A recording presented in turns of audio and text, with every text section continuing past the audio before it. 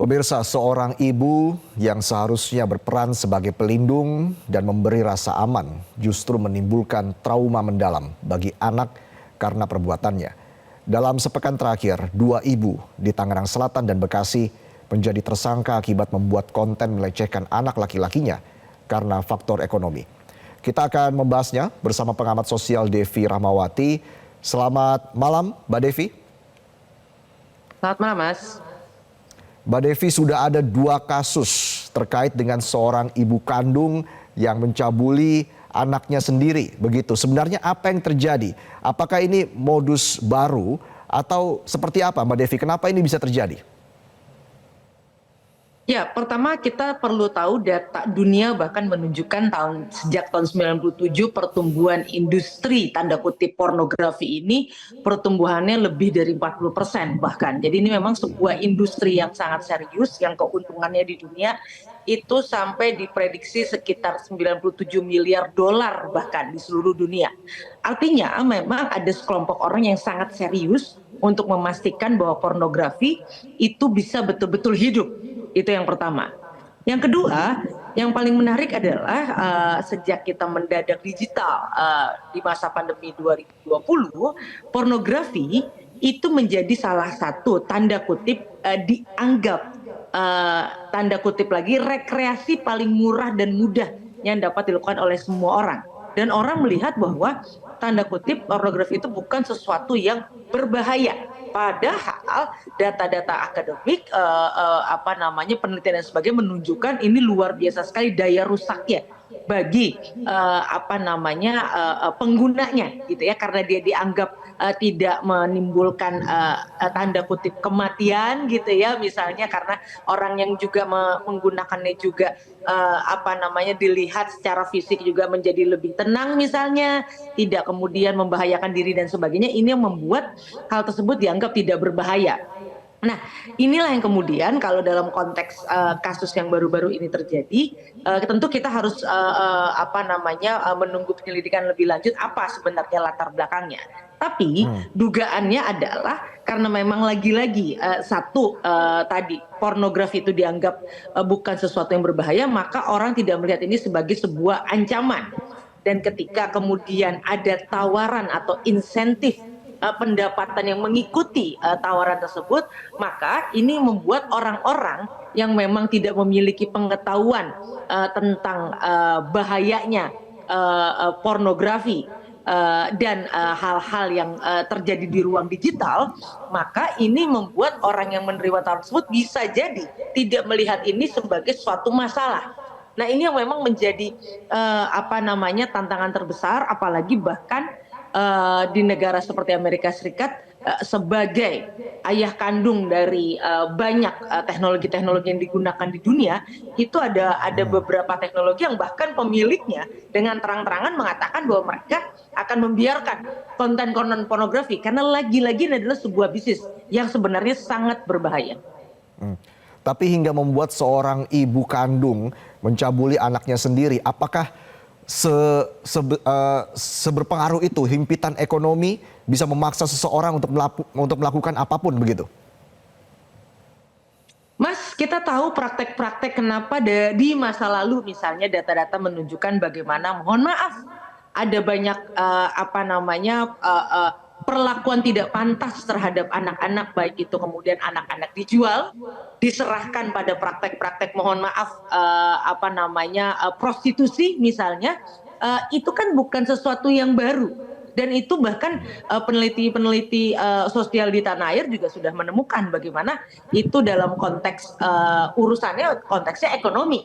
Bagaimana bahkan dalam konteks yang paling kelihatannya minim dampaknya, sekali lagi kelihatan minim dampaknya adalah pernikahan dini. Gitu ya. Jadi kalau kemudian kita melihat ada kejadian saat ini yang kemudian terkait dengan digital, menurut hemat saya ini adalah bentuk yang formnya atau bentuknya saja yang berubah, tapi latar belakangnya karena ekonomi itu bukan menjadi sesuatu yang baru. Kalau orang bertanya, oh jangan-jangan karena gangguan jiwa, penelitian sosial menunjukkan bagaimana orang tua yang melihat anak, bahkan khususnya biasanya kalau di masa lalu biasanya anak perempuan itu sebagai beban, gitu ya, praktek untuk kemudian melepaskan diri dari jerat ekonomi keluarga, salah satunya adalah tanda kutip dengan membiarkan anak perempuan keluar dari rumah dengan berbagai jalan, salah satunya lewat prostitusi dan hal-hal yang tidak sesuai dengan moral tersebut. Baik, kita bicara sekarang soal nasib si anak ini, nasib korban saat ini dengan terganggunya kondisi psikis sang anak. Bagaimana pendampingan yang harus dilakukan untuk memulihkan psikologi sang anak ke depan, Mbak Devi? Ya, saya sepakat dengan teman-teman KPAI yang mengatakan bahwa anak tersebut perlu dibantu agar mereka tetap bisa memiliki masa depan yang baik lewat para ahlinya. Karena ini sebuah kejadian yang luar biasa, maka kita perlu serius dalam hal ini, negara perlu membantu. Anak-anak kita bukan hanya korban yang sekarang karena kebetulan ditangkap polisi dan viral. Ada banyak kejadian di mana anak-anak kemudian menjadi korban dan ini harus dibantu oleh ahlinya. Karena kasus-kasus seperti ini tidak bisa ditangani secara mandiri, harus bersama orang-orang yang memiliki kompetensi. Oke, pemilik akun Ica Syakila mengakui kepada pihak kepolisian dirinya pernah menjadi korban hal serupa. Sebenarnya apa hubungannya? Faktor apa yang membuat seorang korban menjadi pelaku tindak kejahatan serupa? Karena ketika seseorang pernah menjadi korban sebuah perilaku tidak benar atau bahkan berbahaya, kenapa dia berpotensi untuk melakukan hal yang sama? Sederhana, kalau kemudian dia melihat bahwa dirinya tetap kemudian bisa tumbuh dalam kondisi yang tanda kutip baik, lalu kemudian ternyata di sana ada manfaat tanda kutip uang yang bisa didapat, ini menjadi salah satu pendorong kenapa orang yang pernah menjadi korban justru bisa melakukan hal yang sama, karena dia tidak lagi melihat itu sebagai hal yang luar biasa, karena dirinya pun misalnya toh sekarang bisa tetap hidup, tetap bisa tumbuh. Lalu yang kedua, ketika ada tawaran uang, tentu saja ini menjadi sesuatu yang membuat siapapun akan berpikir bahwa ini bukan hal yang berbahaya lagi. Baik, dengan konten medsos yang semakin terbuka, yang semakin liar begitu ya. Ini kan polisi juga sebenarnya sudah memiliki program patroli siber. Apalagi yang harus diperkuat dari pihak kepolisian khususnya dalam program patroli siber ini, dan juga apa yang harus dilakukan negara ke depan untuk mencegah agar hal-hal serupa tidak terjadi lagi, Mbak Devi? Ya, sebenarnya negara tidak bisa sendirian, Mas. Karena persoalannya tadi saya katakan ini bisnis yang serius, besarnya bukan main gitu ya. Bahkan sepertiga dari konten menurut statistik gitu ya, data dari global menunjukkan sepertiga dari konten yang ada di ruang digital adalah isinya pornografi, karena ini uang. Nah, oleh karenanya negara tidak mungkin sendirian. Bayangkan, negara sekarang begini, masyarakat kita kan memang unik sekali. Ketika misalnya negara dengan serius menuntut para pebisnis digital untuk melaporkan diri dan kemudian mengancam untuk menutup mereka, ketika tidak melaporkan diri, ini baru urusan melaporkan diri, dan itu ditutup, apa yang terjadi? Masyarakat ngamuk setengah mati. Padahal negara bermaksud untuk melindungi rakyatnya agar kalau terjadi apa-apa kemudian negara bisa melakukan operasi, karena banyak sekali perusahaan-perusahaan digital yang tidak punya kantor dan sebagainya yang jelas di sini, sehingga kalau terjadi hal seperti ini negara tidak bisa menuntut. Tapi yang kedua, apa mungkin negara sekarang melarang misalnya anak umur 2 tahun, 3 tahun saja sudah memegang gawai? Gitu ya. Sekali lagi, kenapa concern kita adalah pada anak-anak? Karena anak-anak ini adalah kelompok usia yang paling sensitif dan paling rentan mengalami efek jangka panjang buruknya pornografi. Tapi lihat hari ini di negeri ini, anak belum lahir saja sudah bisa punya akun medsos.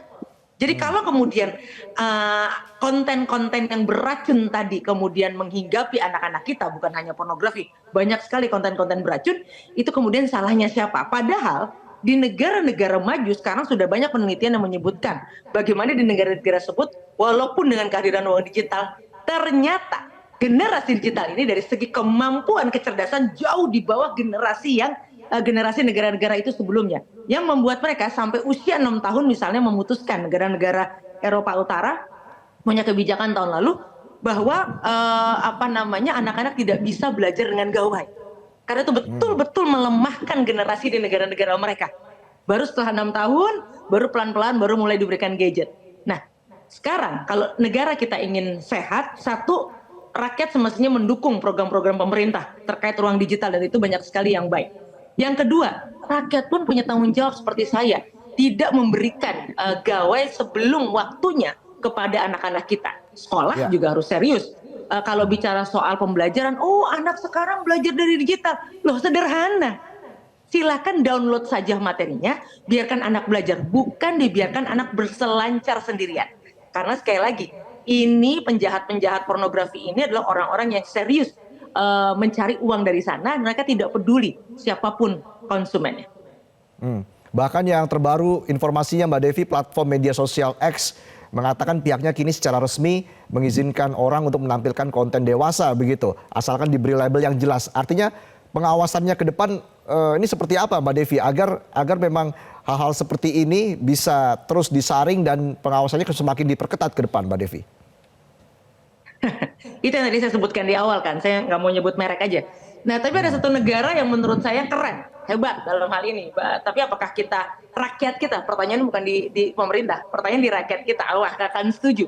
Benar-benar supaya bisa mengawasi peredaran informasi yang ada di ruang digital itu mereka memastikan di negaranya hanya ada X versi mereka, ada Instagram versi mereka, ada TikTok versi mereka dan sebagainya. Sehingga tidak bisa kemudian perusahaan-perusahaan tersebut mengeluarkan akun-akun yang kemudian tidak sesuai dengan nilai-nilai negara ini, gitu ya. Nah, artinya kalau di negeri ini karena menganut sistem yang berbeda dengan negara yang saya nggak perlu sebut namanya itu, maka rakyat harus siap bahwa atas pilihan demokrasi seperti ini ya, ini kita harus siap membentengi diri kita masing-masing. Karena kita nggak mungkin menuntut negara melakukan intervensi lebih lanjut karena kita akan berhadapan dengan rakyat kita sendiri yang pasti akan menentang aturan-aturan pembatasan terhadap konten-konten yang berbahaya yang otomatis tidak bisa pilih-pilih. Kalau pembatasan nggak mungkin pilih-pilih berarti harus misalnya dengan serius membatasi bahkan seperti yang dilakukan oleh negara-negara tertentu dengan membuat sosial medianya sendiri sehingga negara betul-betul bisa mengontrol konten-konten yang betul-betul baik untuk dikonsumsi oleh masyarakat. Baik, kita harapkan juga pengawasan yang dilakukan oleh negara ke depan akan semakin diperketat begitu ya Mbak Devi untuk menghindari hal-hal seperti Masyarakat ini. harus bisa menjaga dirinya sendiri, nggak mungkin negara diminta terus-menerus untuk mengawasinya karena pilihan rakyat kita bahwa kita ingin ada kebebasan demokrasi yang luar biasa, maka ini membuat kita semua orang, setiap rumah punya tanggung jawab untuk mengawasi keluarganya masing-masing. Baik, terima kasih atas penjelasan Anda, Mbak Devi Rahmawati, pengamat sosial, sudah bergabung bersama kami dalam Prime Time News. Selamat malam. Jelajahi cara baru mendapatkan informasi. Download Metro TV Extend sekarang.